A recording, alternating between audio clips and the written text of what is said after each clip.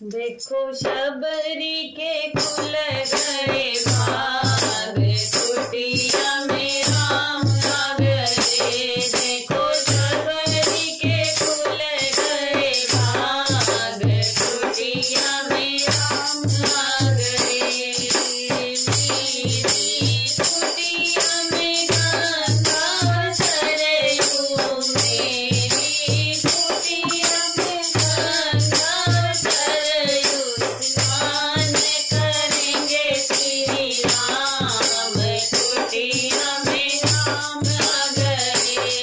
स्नान करेंगे श्री राम, कुटिया में राम आ गए।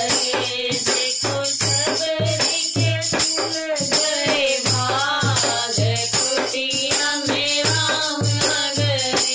देखो शबरी के खुल गए भाग, कुटिया में राम आ गए। मेरी कुटिया में चंदन का पेड़ है, मेरी